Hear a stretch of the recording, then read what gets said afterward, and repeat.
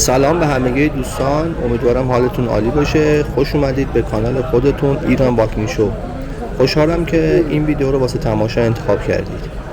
امروز اومدم به پاساژ علاءالدین. پاساژ علاءالدین از بزرگترین مراکز خرید موبایل در تهران و در خیابان جمهوری واقع شده. در این پاساژ بزرگ انواع برندهای موبایل و لوازم جانبی گوشی تلفن همراه به فروش میرسه. البته تو این پاساژ علاوه بر اینکه موبایل و لوازم جانبی فروخته میشه، تعمیر موبایل و خرید و فروش گوشی‌های دست دوم هم انجام میشه. یعنی در واقع این روزها بیشتر مراجعه‌ای که به این پاساژ انجام میشه برای خرید و فروش گوشی‌های دست دوم هستش. پاساژ علاءالدین تو طرح ترافیک قرار گرفته، برای همین بهترین راه دسترسی به اون استفاده از مترو هستش. نزدیکترین ایستگاه مترو هم ایستگاه مترو حسن آباده که تقریبا در 1 کیلومتری جنوب پاساژ قرار داره، یا هم که بیاید از ایستگاه مترو سعدی استفاده کنید که اون تقریبا 1 کیلومتر در شرق پاساژ قرار داره. شما میتونید از این دو تا ایستگاه استفاده کنید و بیاید به پاساژ علاءالدین. پاساژ علاءالدین الان در حال حاضر حدود 1100 تا واحد داره، تو 9 طبقه فعال هستن و طبق چیزی که خودشون هم میگن هولوش 40,000 نفر براشون شغل ایجاد شده، حالا به صورت مستقیم و غیر مستقیم. طبقات اول و دوم این پاساژ بیشتر لوازم موبایل و خود موبایل خرید و فروش میشه. طبقات دوم به بالا عمده فروش ها بیشتر هستن، ولی اگه شما قصد خرید گوشی دارید من توصیه میکنم که طبقه اول دوم استفاده نکنید و برید طبقات بالاتر، چون طبقات اول دوم هم خیلی شلوغ‌تر هستش و هم خیلی دلال توش زیاده. خیلی باید حواستون باشه که سرتون کلاه نره و حتما هم از چند تا مغازه قیمت بگیرید و بعد خرید بکنید.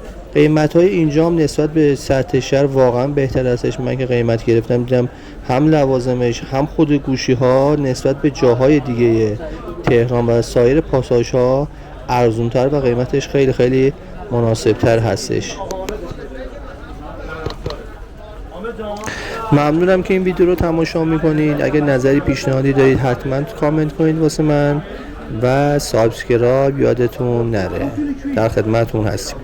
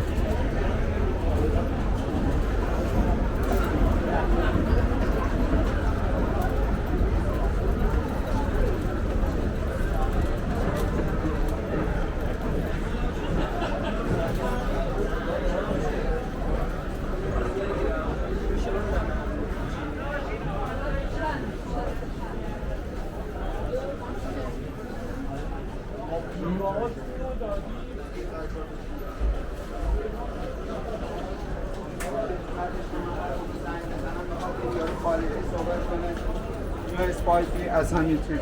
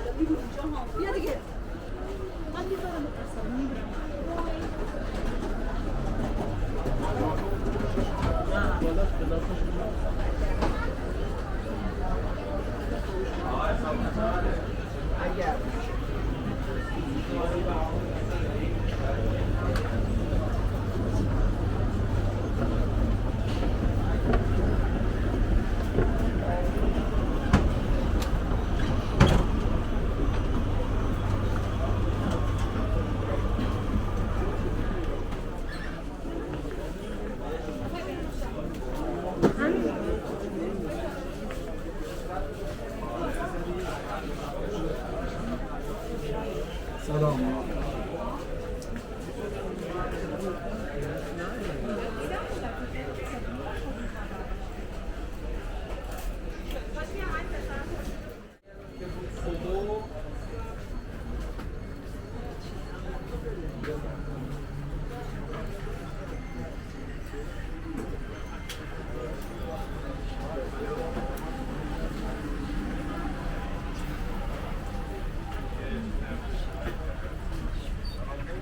والا کارگذاشتی اینم گفت اومد نه دهن سرویس که میگه مشکل چیز دیگه نه بدم 56 بدم ما باید بگیم تو داری؟